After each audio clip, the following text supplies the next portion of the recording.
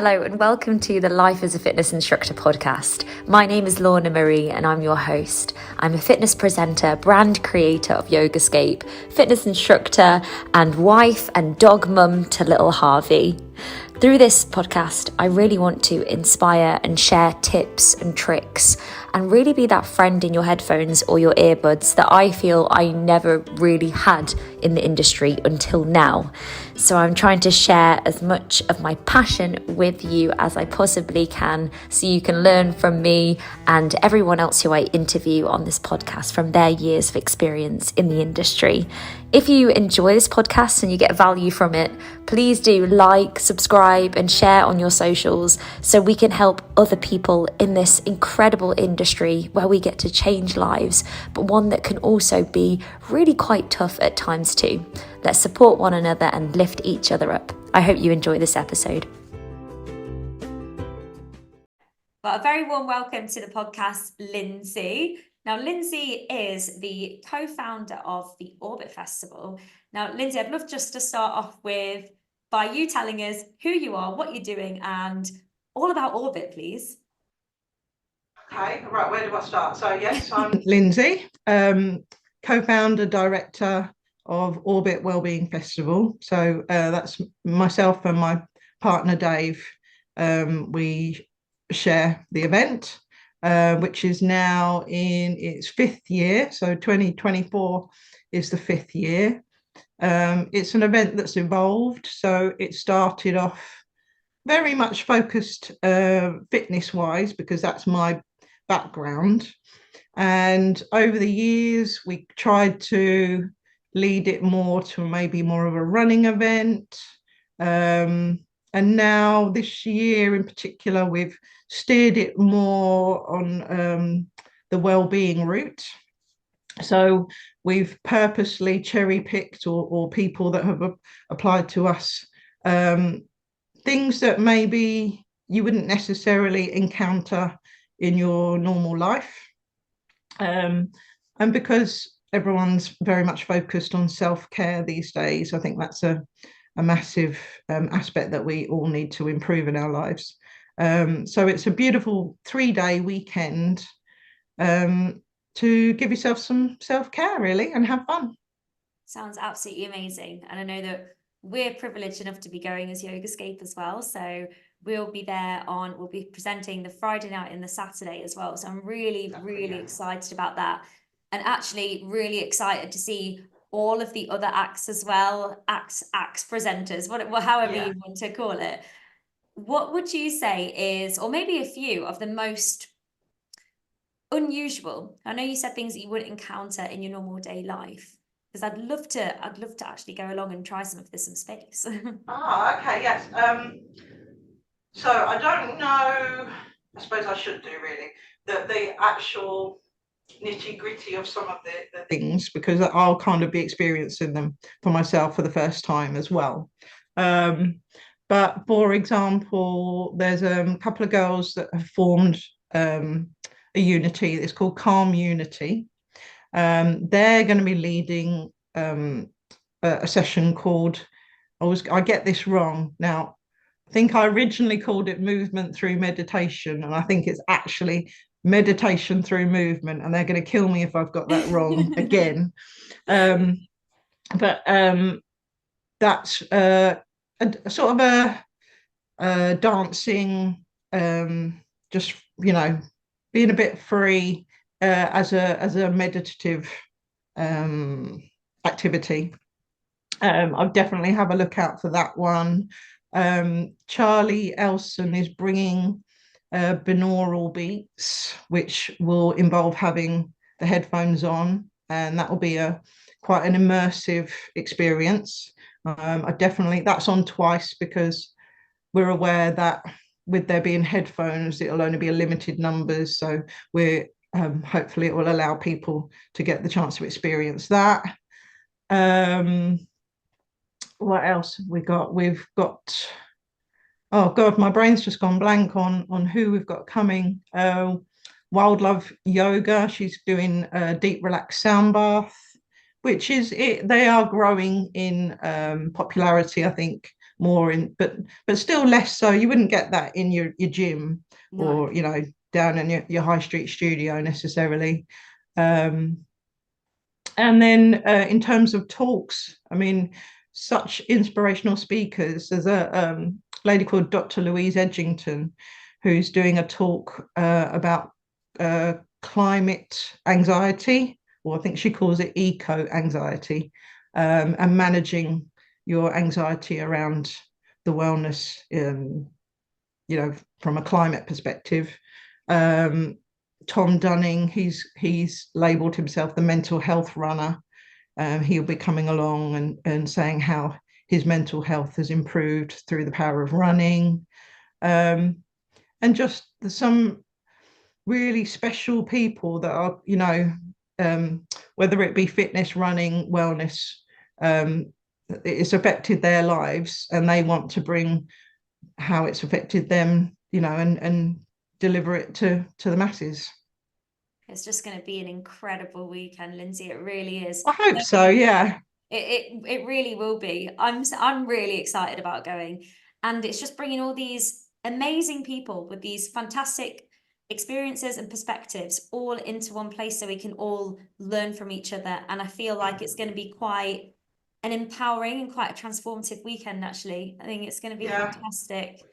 Well, I did have there is a lady, she comes every year, and just out of the blue she sent me a message and she said, I'm more than happy for you to share this, but I needed to share this with you. And like I said, she's come every year. This will be her 5th year. And she came along and can't remember the session that it was now, but I'll cut the story really short. Now she is qualified in, oh God, again, I should have been more prepared.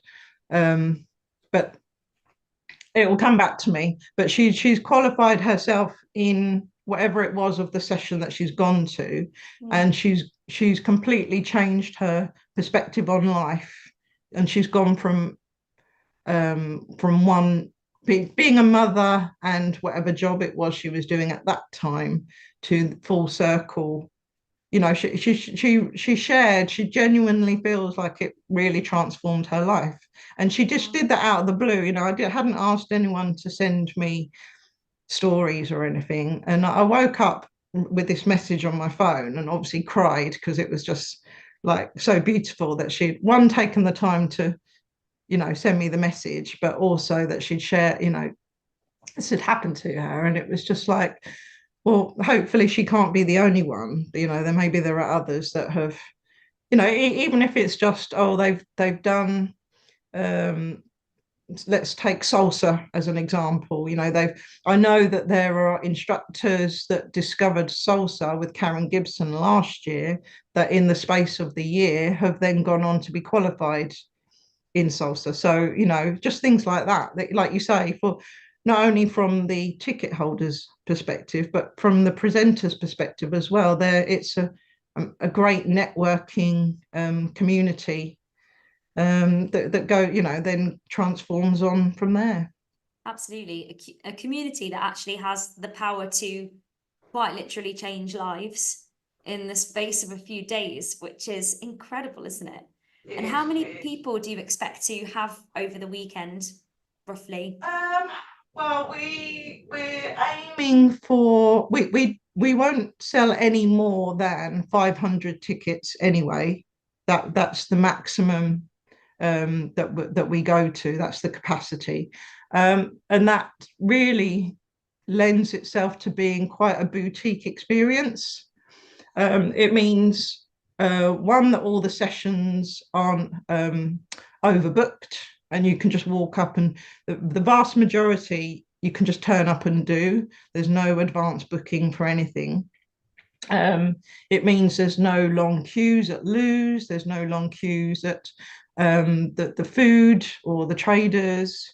It just means it's enough to have a lovely experience in terms of the vibe and the atmosphere, but it's not so much that it's crowded. And, I think a lot of us over the past couple of years crowds now feel quite overwhelming to a lot of people. They've got used to not necessarily going to a lot of these large events now.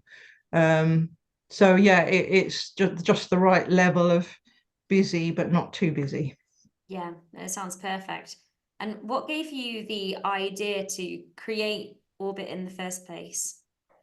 Well, so Dave has been in events his whole career in one way or the other, whether he was performing or organising or, just being involved in.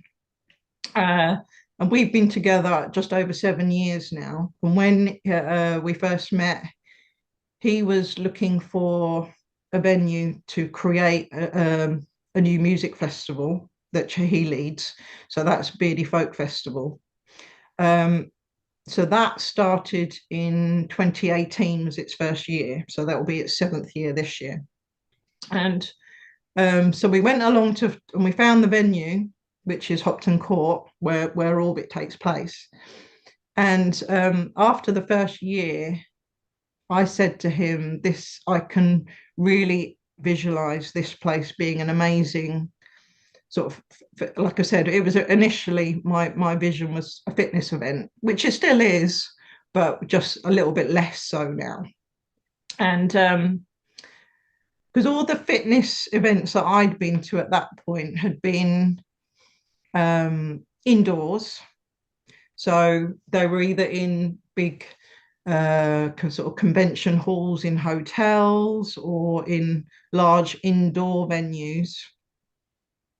And I wanted to bring that scale of event, but to an outdoor festival, because it's in Shropshire and it's such a beautiful area. It's gorgeous, and when you see it for yourself, you'll understand why it really lends itself to sort of a wellness event.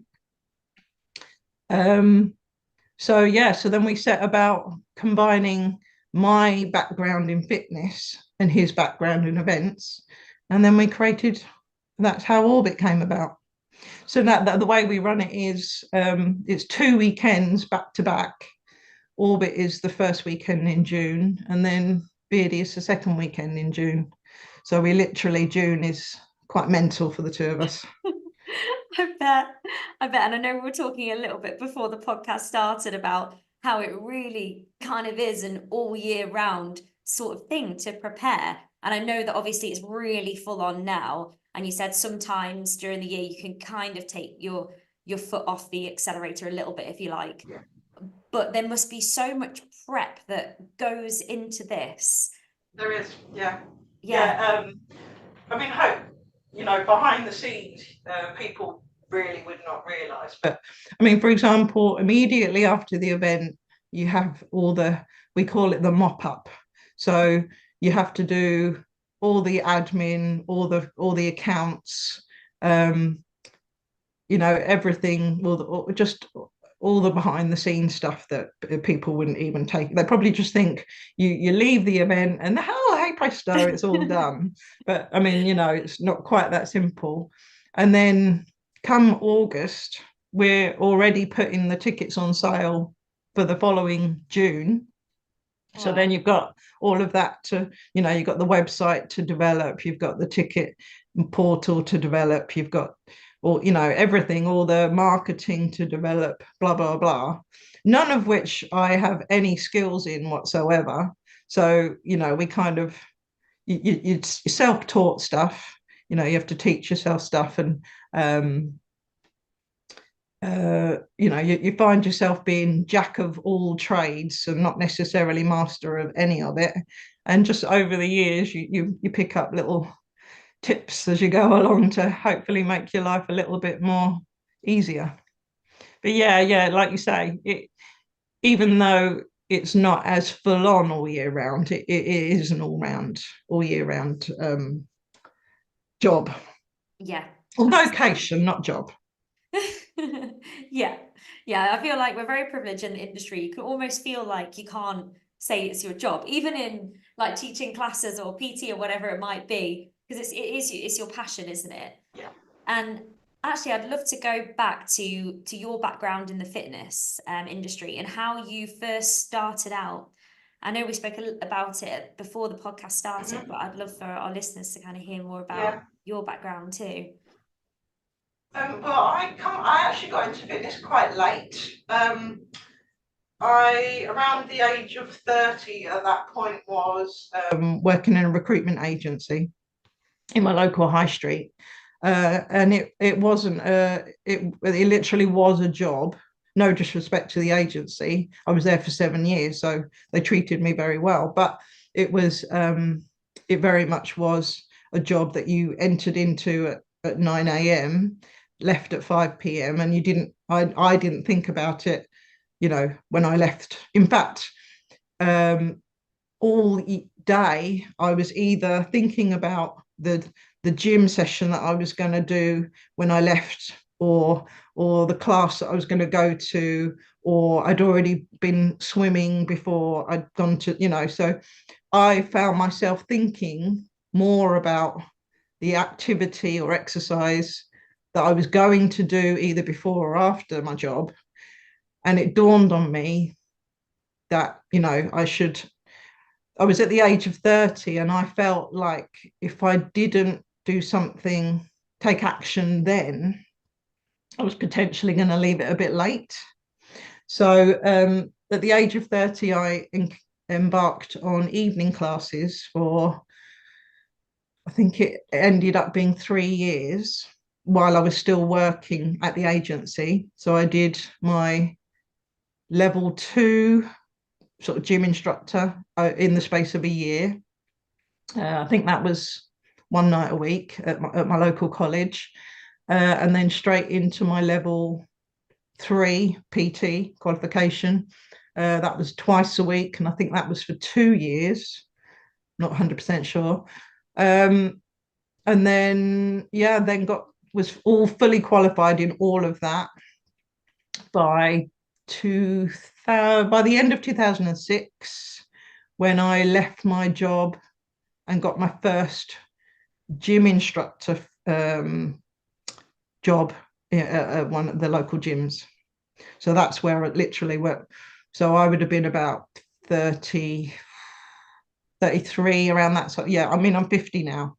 So yeah, in the grand scheme of things, had I wished that I'd done it earlier? Yes, probably. But I think that there is a place for the more mature instructor in the industry anyway. So, everything happens for a reason. Absolutely.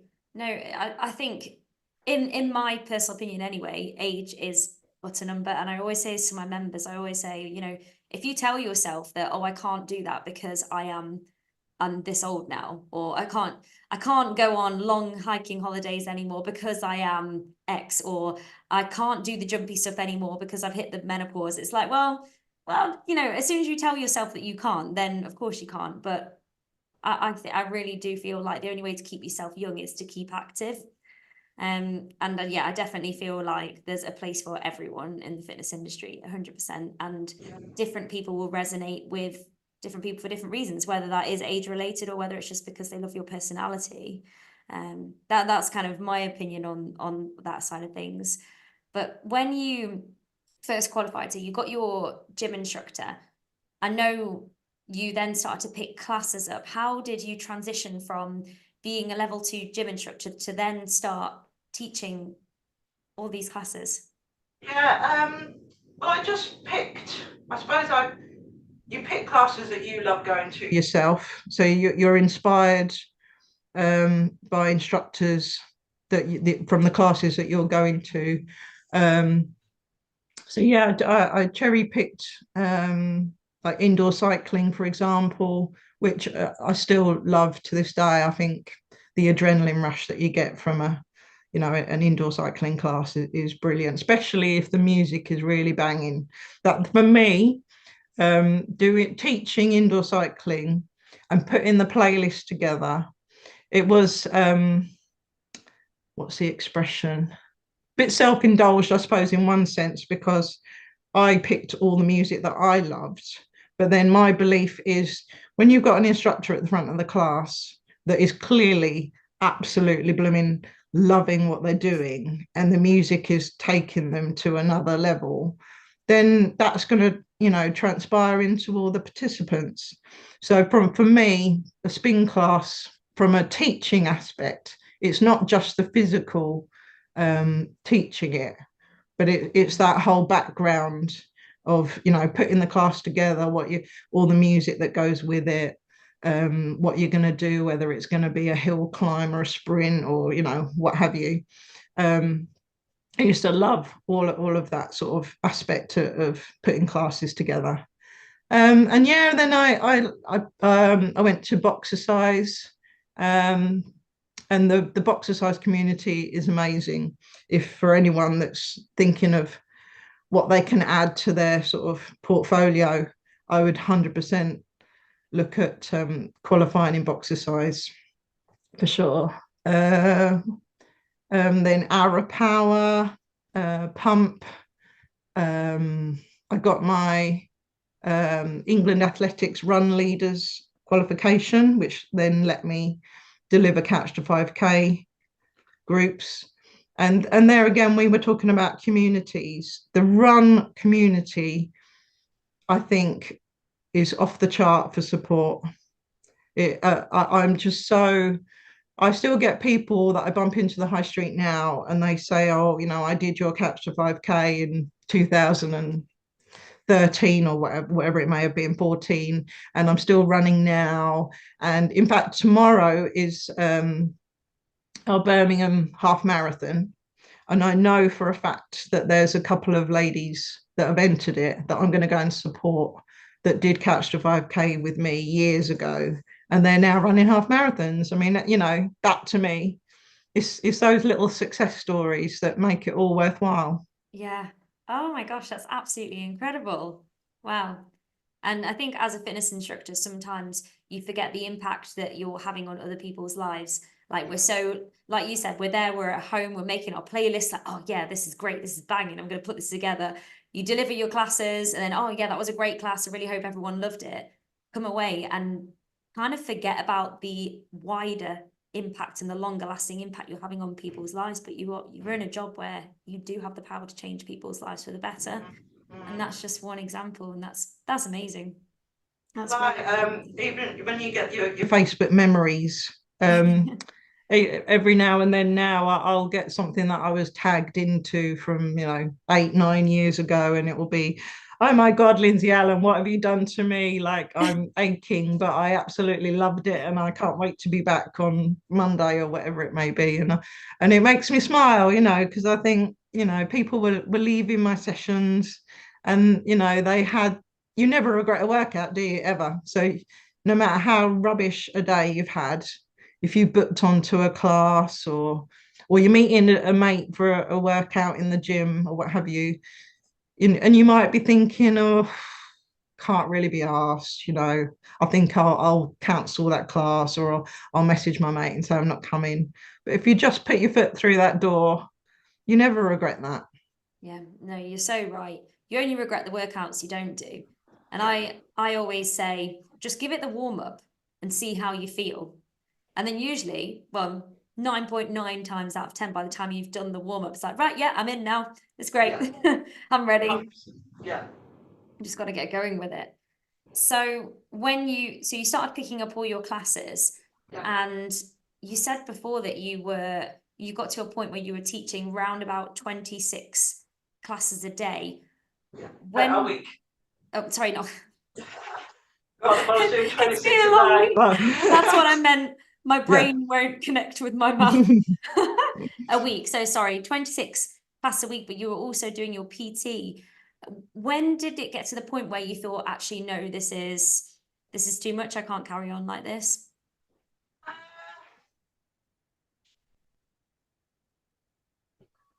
Well, I mean, the pinnacle was going into a lockdown. I think had that not happened in 2020, who knows, I could still be in that same situation. I'm not sure really, but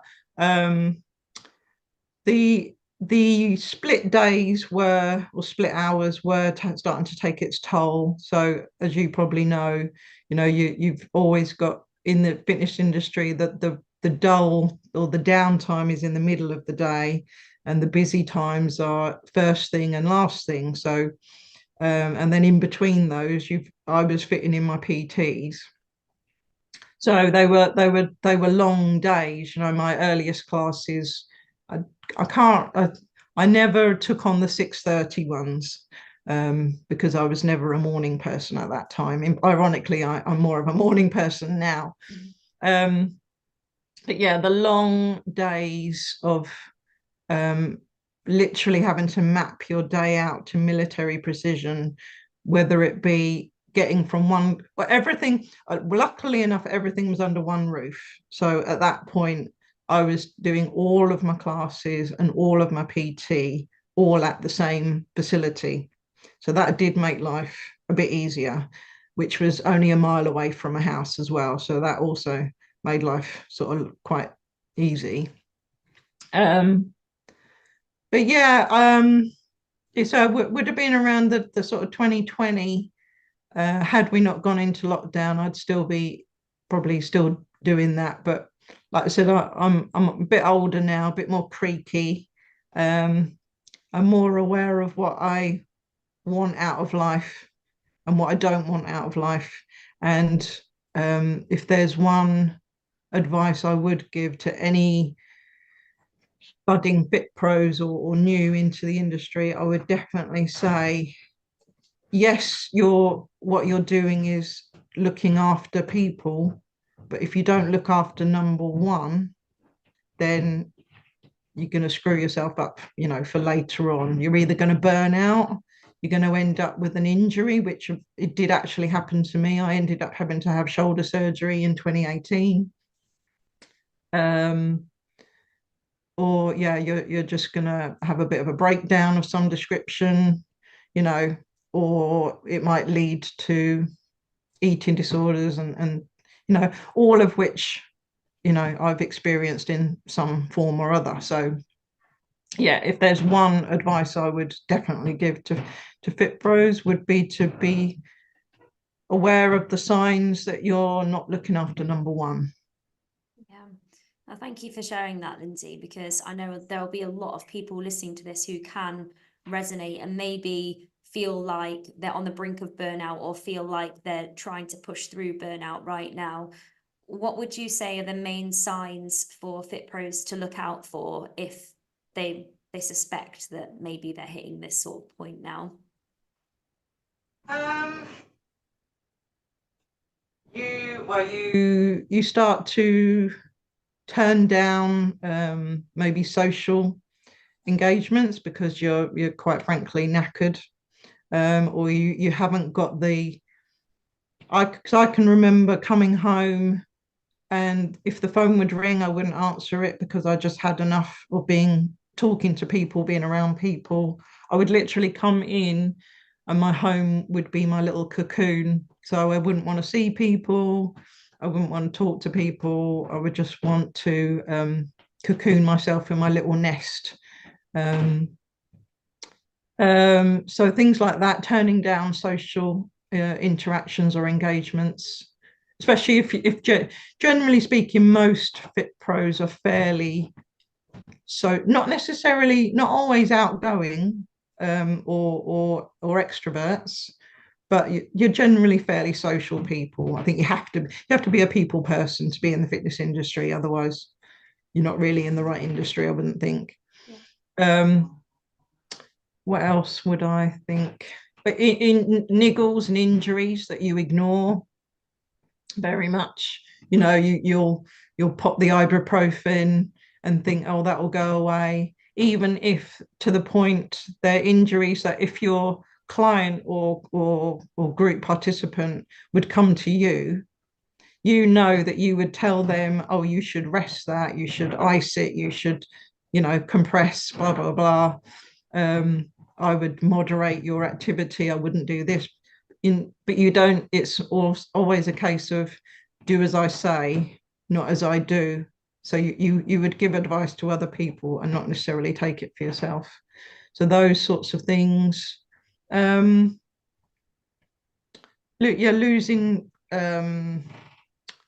which I'm doing right now, losing your what's the word I'm looking for? Honestly, my brain these days.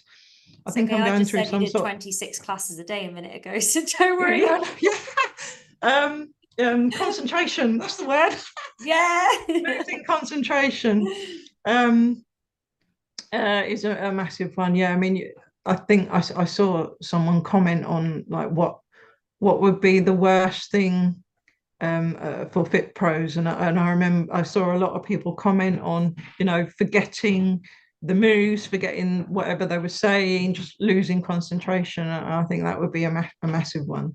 Yeah, I totally agree with all of those. And another thing that I felt when I was doing, say, up to, I can remember one week I did like over 30 classes or something, but Yeah, on a weekly basis, I would be doing between about 26 and 28, 29, something like that. And I did that for a long time.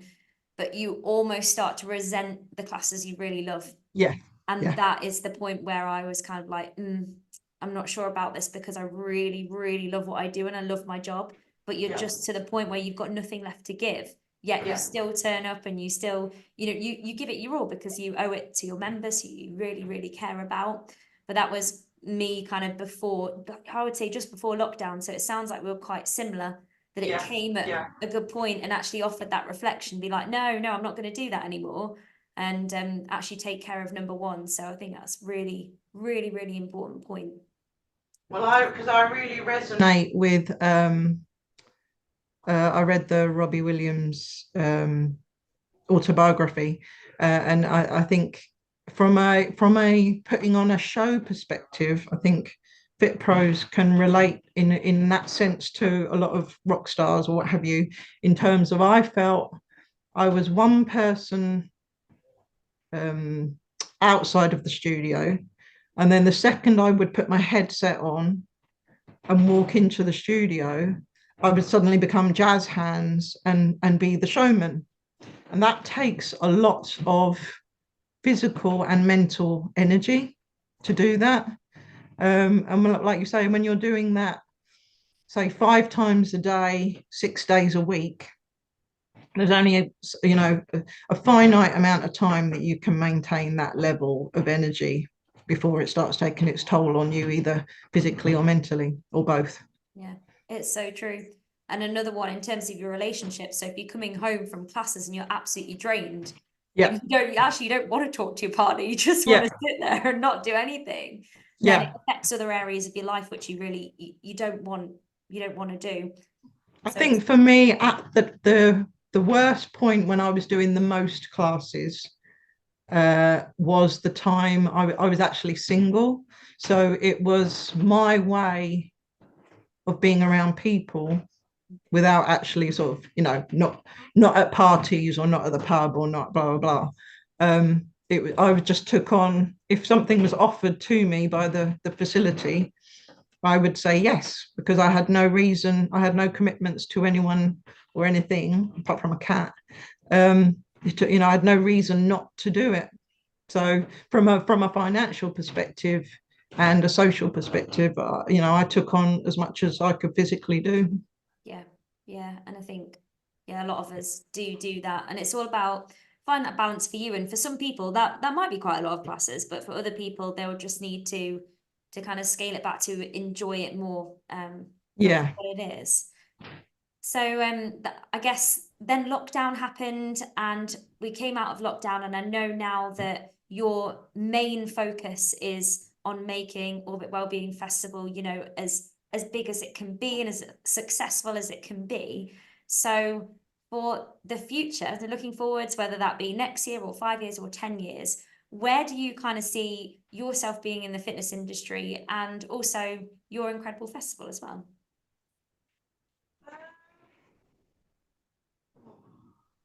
Well, I just want to continue. The festival for me in its original concept was always a way from a ticket holder's perspective. I wanted, like I said, to introduce them to things that they wouldn't normally have in their day-to-day life. And from the presenter's perspective, I wanted to showcase and support people like yourself that have created their own identity in the industry. So they may have created a brand, or they have just some individuality. They haven't just followed the trend of qualifying in the general classes that you'll see on a gym timetable.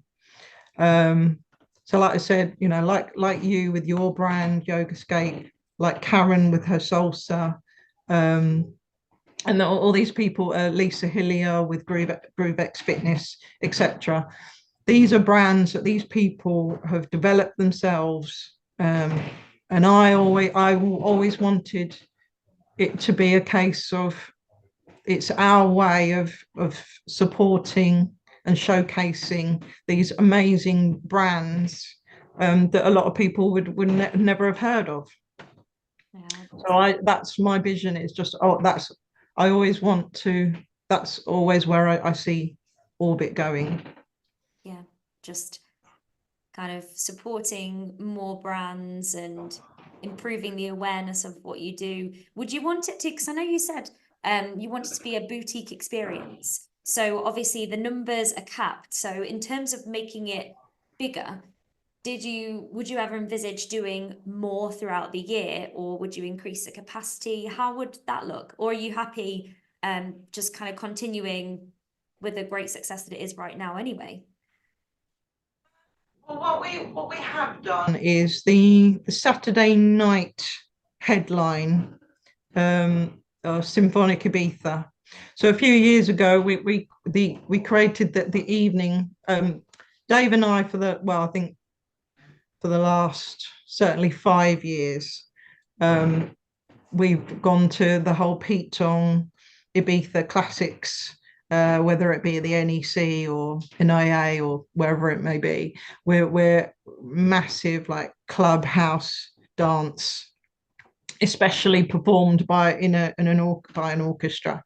And I wanted to bring that to my event. Again, it's all a bit self-indulgent, really. You create an event that you would want to go to, and that you hope that your peers are going to enjoy. So what we've done is that evening is you can just get a ticket just for that evening. So people can either come for the full weekend, they can pick a particular day and come for the full day, or they can come just for the Saturday evening. So then that means there's levels of participation, you know. So when I say it's capped at a certain number, that doesn't include day tickets, or it doesn't include the evening only tickets. I've got a vision of where I want it to be in terms of full weekend. And when we get to that number, I can take my foot off the pedal in terms of trying to get day ticket holders in or evening only, because we'll be at the sort of figure that I had always in my mind. But yeah, like to be honest, I hadn't even considered doing more throughout the year at this point in time, because we run the two events, the folk festival as well. At the moment, it feels like that's enough. And because we do also run locally to us, a trail run in the summer and the winter. So you know, we've got our toes in a few pies anyway. No, it's great. I think what you've done is so inspirational, from coming from a different industry into the industry, going through your level 2 gym, doing all your Group X, PT, to then running one of the most successful wellbeing festivals in the whole of the UK. What you've done is just phenomenal. So this has been such an interesting chat, Lindsey. Now, I just want to say thank you ever so much for coming on. I've really, really enjoyed this. It's been so eye-opening, and I feel like for our listeners as well, a lot of golden little piece of advice is in there. So where, if anyone wants to follow you or find out more, where can they go to? Are you on social media? Yeah, well, yeah, we're pretty much everywhere you'd find. So obviously we're on Facebook, we're on Instagram, we have our own website, we are on TikTok, we are on Twitter, although I've sort of neglected my Twitter account, to be honest. And TikTok is not my favorite platform, but I'm trying to keep that going. Yeah, and they can send us messages, obviously, as well, send us emails, etc. But yeah, we're on all the usual platforms, YouTube as well, I think. So yeah, Amazing. we're everywhere. Oh no, thank you ever so much, Lindsey. It's been a wonderful, wonderful chat. And if you enjoyed that episode, please like, subscribe, and share us on your socials at Yogascape Official or at Lorna Marie Fitness Official. Thank you so much for listening, and I really hope this has been a source of inspiration for you.